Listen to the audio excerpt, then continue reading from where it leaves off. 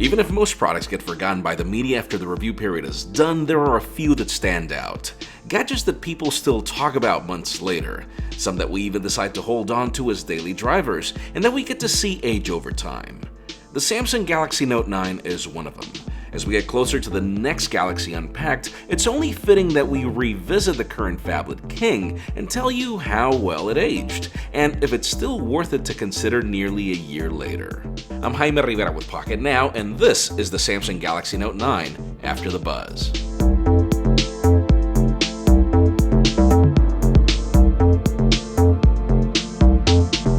Coming back to the Samsung Galaxy Note 9 for a few weeks to get this video prepared left me with a question. I'm wondering if this is the last samurai Galaxy Note, meaning the last of its kind to be a true no-holds-barred flagship. See, that's how the Galaxy Note began. It was the phone that had everything and sometimes even more, and it did so for 4 generations, but then it spent another 4 generations being just the Galaxy S with an S Pen, and it wasn't really until this Galaxy Note 9 that the company returned to its roots. It's as if they finally listened to customer feedback. This ended up being my favorite phone of late 2019, mainly because it had everything but the kitchen sink. Now, notice that I mentioned a period, and we'll come back to that. For now, the whole reason for this video is to tell you how this phone has aged, and I'm going to tell you this much. Samsung has really impressed me with the hardware. The company doesn't really advertise tougher materials on its Note, but I sometimes wonder if there are. This phone is a tank. It's been nearly a year, and out of which I used it non-stop for 4 months and change, and it looks and feels like new, even after the on and off comparison periods that I came back to it. Like with the Galaxy Note 8, I don't know what it is, but I've left no scratches on the display or the back, and I even feel that the oleophobic coating has improved on this generation, and all the while only protecting this phone with a similar bumper. I find these to be a smarter solution as you lose the bulk and get the grip needed to have the curves not make the phone fall off a table. Samsung was smart enough to not only improve the ergonomics on the fingerprint scanner and on the placement of the power button, but also in giving you other ways to access your phone through the Force Touch home button and even the more accurate and secure intelligence scan. This made the experience of using the phone a bit more bearable, but I will admit there were cases where it was not. The volume buttons, for example, proved to be unreachable even if I operated this phone with my left hand. And the only key that I found too easy to press was the only one that I never really wanted to press. Yes, you guessed it, that's Bixby. And yes, I know Samsung wants a piece of the digital assistant pie, and I also know that Bixby was created by the same team that created Siri. That's all great. The service is actually not that bad. There are some benefits to it. The problem is how annoying it is whenever you press that button. Regardless of its benefits, you end up wanting to switch the whole service off. That being said, to be fair, I know that this phone is not the most ergonomic out there, but I've learned to make peace with it. And it's mainly because there are a ton of benefits to owning a Galaxy Note. Aside from being a powerful flagship, this phone intends to replace your notepad, and for this you need a good stylus, a decent sized canvas, and it also has to last all day. For me, Samsung nailed it. I have to admit this is the first time that I've actually used the S Pen as much as I have on a Galaxy Note, and it's not for the reasons you think. It's not because of the whole Bluetooth functionality and being able to remotely operate your phone and the camera shutter.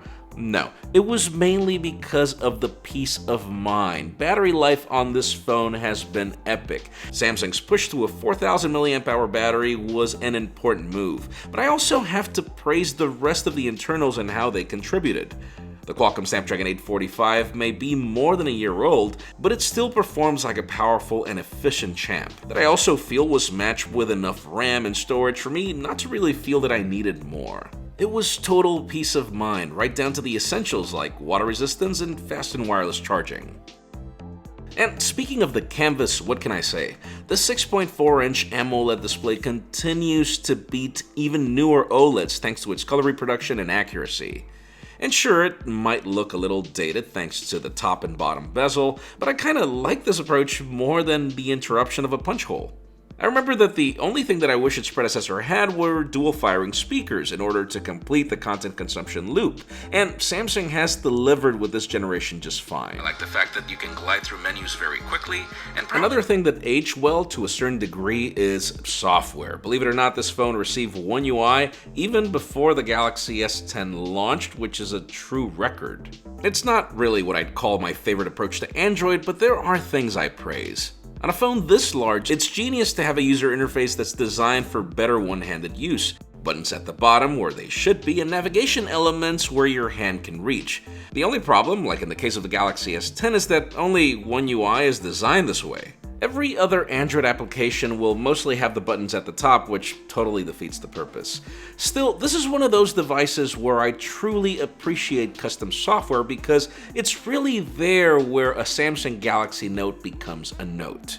I love things like the Quick Actions menu to launch apps that take advantage of the Galaxy Note once deployed. And then there are apps like Write on PDF that are so essential for me that I even prefer signing documents on a Galaxy Note over an iPad Pro. I also love how third-party applications have improved integration. OneNote, for example, now activates the eraser whenever you press the button. Seriously, the S Pen tip and the form factor of this phone made this feel like that pocket notepad that you want to carry around and that every now and then you use to take notes. I actually did so, particularly when the screen is off. But then again, not everything was perfect. There were applications that were cool to have, but I have to admit I never really used. The remote shutter being one of them, and sure, you can use your S Pen like a sort of a mouse to navigate around the phone, but the fact that the experience varies depending on whether you're using Samsung applications or not made it something that I usually forgot was there. I feel Samsung's Galaxy Store should have a section for apps enhanced for the S Pen in order to help people find more uses for it than doodling on the go or for screen-off notes. I really only have two major complaints with One UI, mainly being number one, the fact that even if this phone is powerful, it sometimes feels slower than the average Joe. And it's not because it's stuttering, it's because there are so many unnecessary animations. If you launch a game, the phone performs great, but really, navigating between menus can sometimes be cumbersome. And then the second reason is mainly because discerning users are the main target for this phone. And at the moment of this video, this device still does not have the One UI update that includes the camera night mode that a lot of people received more than a month ago. Other than that, there's really not much to complain about the camera. Specifications are all still on par with current phones, and I love how the company has toned down its saturation and give you more natural results. Colors are on point, low light performance is great, and that's even when scene detection doesn't always know that you need a little boost.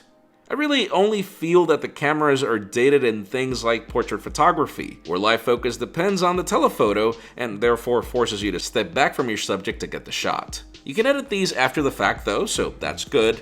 And then in video recording, even if you have all the latest standards of the Galaxy S10, and even if stabilization is good, I do wish that we had super steady video on the Galaxy S10, which depends on the wide angle.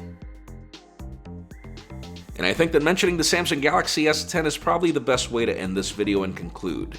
This is actually the first time that I felt more compelled to using the Galaxy S than to using a Galaxy Note. In the past, it was always the fact that the Note would get the cooler features before the Galaxy S, but not this year. Today, the Galaxy S10 Plus comes with triple cameras, a much lighter and more ergonomic build, a better display, less bezels, a better selfie camera with 4K video, a more secure on-display fingerprint scanner, reverse wireless charging, among other things. And this is the reason why my stint with the Galaxy Note 9 was so short. This is the reason why I feel that this might be the last samurai of the Galaxy Notes. I know that when I reviewed it, I said that finally the next best thing is here, but then the Galaxy S10 Plus came out and I used it and never looked back. Do I miss the S Pen? Yes. Do I need an S Pen over all the benefits the Galaxy S10 Plus has? No. Would I pay the same amount of money for both phones? Oh no, definitely not.